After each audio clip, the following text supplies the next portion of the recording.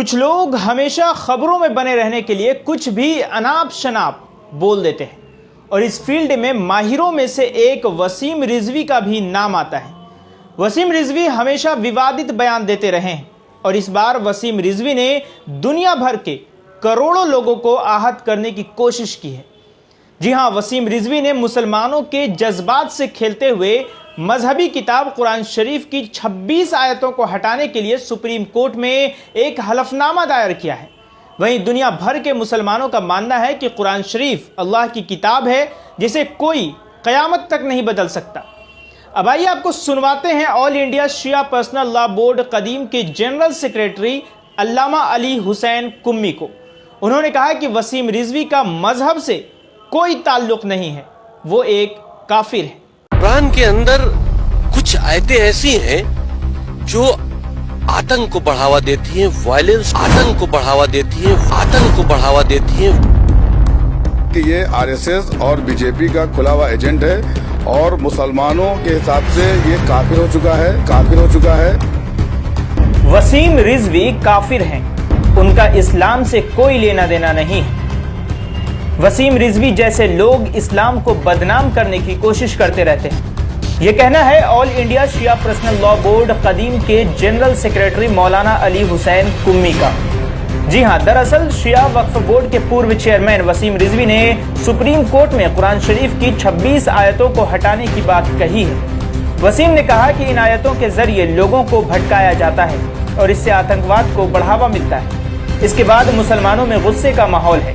لوگ یہ سوچ رہے ہیں کہ ایک مسلمان ایسی باتیں کیسے کر سکتا ہے۔ آل انڈیا شیعہ پرسنل لا بورڈ کے پروکتا مولانا یعقوب عباس نے کہا کہ 26 آیتیں ہٹانا تو دور کی بات ہے، قرآن سے ایک حرف اور ایک نقطہ بھی نہیں نکالا جا سکتا۔ وہیں آل انڈیا شیعہ پرسنل لا بورڈ قدیم کے جنرل سیکریٹری مولانا علی حسین قمی نے کہا کہ وسیم کافر ہیں اور ان کا شیعہ سے کوئی لینا دینا نہیں ہے، ان کا مذہب سے کوئی تعلق نہیں ہے، بلکہ وہ ایک شیطان ہے۔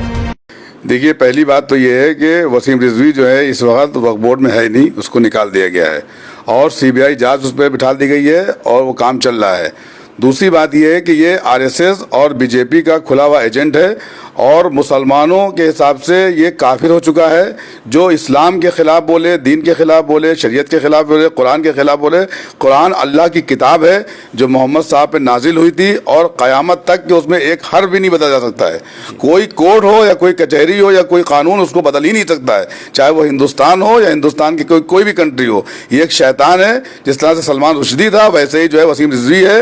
اس پہ کروڑوں اور اربوں کے گھوٹالے ہوئے ہیں وقف بورڈ میں، اس نے قبرستان بیچے ہیں، اس نے زمینیں بیچی ہیں اور آج سارے مسلمانوں کو سوچنا چاہیے ہے کہ وسیم رضوی شیعہ سے کوئی تعلق اس کا نہیں ہے، وہ ایک شیطان ہے، وہ ایک کافر ہے، وہ ایک مشرک ہے، وہ بے دین ہے، وہ لامذہب ہے، وہ شرابی ہے، جواری ہے، لامذہب ہے اور یہ ایک آر ایس ایس اور بی جے پی کا ایجنٹ ہے جو یہ اختلاف پیدا کرنا چاہ رہا ہے تاکہ اس کی سی بی آئی جانچ ختم کی جا سکے۔ مگر میں سمجھتا یہ ہوں کہ بھارت کے اندر جو غلط کام کرے گا اس کو سزا ملے گی، اس لیے اس سے بچ نہیں پائے گا سی بی آئی جانچ سے، چاہے وہ کچھ بھی کر لے۔ اور اللہ کی کتاب جو ہے، پیغمبر نے فرمایا ہے کہ کبھی بھی جو اللہ کی کتاب پیغمبر پر نازل ہوئی ہے وہ قرآن مجید ہے، 6600 آیتیں اس کے اندر موجود ہیں، ایک لفظ بھی کوئی بھی کہے بدل نہیں سکتا ہے۔ یہ تو وسیم رضوی اگر کوئی مجتہد بھی چاہے، کوئی بھی چاہے، یہ تبدیلی نہیں ہو سکتا ہے۔ قرآن کی آیتوں کو سمجھنے کے لیے علم چاہیے ہے، صلاحیت چاہیے ہے، پڑھا لکھا آدمی چاہیے ہے۔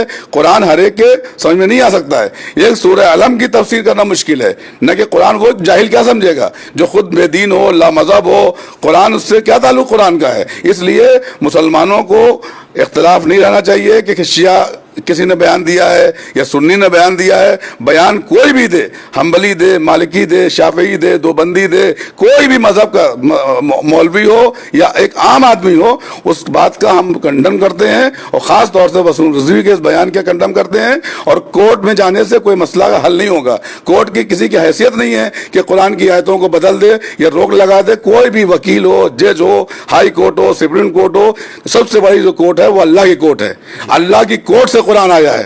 किसी बंदों ने कुरान को नहीं राइज किया है, अल्लाह ने कुरान को भेजा है इंसानों की हिदायत के लिए, मुसलमानों के लिए नहीं है। ये कुरान मजीद जो है पूरी दुनिया के इंसानों की हिदायत के लिए अल्लाह ने कुरान को भेजा है। क्योंकि हम कलमा पढ़ते हैं इसलिए हम मुसलमान कहलाते हैं। ऐसा नहीं कि हिंदुओं के लिए नहीं है, सिखों के लिए नहीं है, यहूदियों के लिए नहीं है, मजूसियों के लिए नहीं, हर मजहब के लिए कि अल्लाह की किताब नाजिल हुई है। जो उसको मानता है उसको हम मुसलमान कहते हैं, जो नहीं मानता है उसको काफिर कहते हैं। भाई इतनी सी बात है। तो क्यों हमेशा विवादित बयान से वो अपने हाईलाइट करना चाह रहे हैं? नहीं, क्योंकि वो करप्ट है, शुरू से करप्ट है। उस पर सैकड़ों मुकदमात चल रहे हैं, 302 के, 307 के, 304 के मुकदमात चल रहे हैं, सीबीआई जांच चल रही है। उसने करोड़ों का घपला किया है औकाफ में शिया वक्फ बोर्ड के अंदर, इसलिए उसको निकाल दिया गया है। अब वो चाहता है कि फिर से जो है सामने है। मैं ये अच्छी तरह जानता हूं कि ये आरएसएस का आदमी है वसीम रिजवी, ये बीजेपी का आदमी है, जबकि वो लोग भी इनको चाह नहीं रहे, मगर क्योंकि अपने आप को धुलाने के लिए उसने ऐसा काम किया है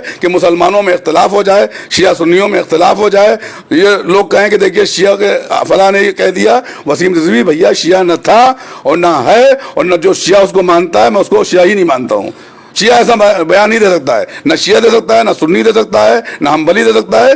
कुरान मजीद की एक लफ्ज को भी बदलने का किसी को इख्तियार न था, न है, न कभी होगा। अब धर्मगुरु क्या करेंगे इसके बाद? देखिए, धर्मगुरुओं का मामला ये है कि ये बात सामने आई है, उसका बाकायदा सारे धर्मगुरु मौलाना कल्बे जवाद साहब और हिंदुस्तान के तमाम उलमा जो हैं, हर मजहब के उलमा इसकी मजम्मत कर रहे हैं और मजम्मत करते रहेंगे। चाहे वो मतलब बड़े से बड़े उलमा में नदवे के हों, वही मुखालफत कर रहे हैं। और जो भी मुसलमान सच्चा मुसलमान है, उलमा को छोड़ दीजिए, जो भी सच्चा मुसलमान है वो इसकी मजम्मत करेगा, इसकी मुखालफत करेगा और किसी तरह से इसकी बात पर अमल नहीं किया जाएगा। इसके कोर्ट में जाने से कोई भी मसला हल नहीं होने वाला है। ये कुरान कोई हमारे आपके बनाया हुआ होता तो कोर्ट मसला हल कर देता। ये अल्लाह की किताब है, हमारे लिए नाजिल हुई है, हमको उसको मानना है, उस पर यकीन रखना है, उस पर अमल करना है। और जो नहीं करेगा वो मुसलमान ही नहीं कहलाएगा। वो कुरान जो मानेगा और कुरान से मुसलमानों की किताब नहीं। वसीम रिजवी के इस याचिका के बाद सभी मुसलमानों में गुस्सा देखा जा रहा है। लोगों का कहना है कि कुरान शरीफ पर हमारी आस्था है, यकीन है। ये किताब अल्लाह का किताब है, ना कि किसी के घर का किताब है जो इसमें कोई कुछ भी तब्दीली लाए। हम इसे बर्दाश्त नहीं करेंगे। हम अपने अल्लाह पर ईमान रखते हैं और ये किताब अल्लाह की तरफ से भेजी हुई किताब है, इसमें कोई भी बदलाव नहीं हो सकता। ब्यूरो रिपोर्ट, हालात बंगाल न्यूज़ 10 इंडिया।